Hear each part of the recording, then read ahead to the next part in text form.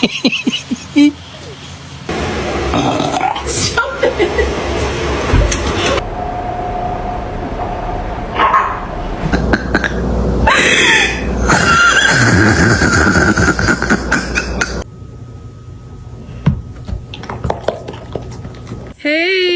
Mr. Horse, are you coming to get some?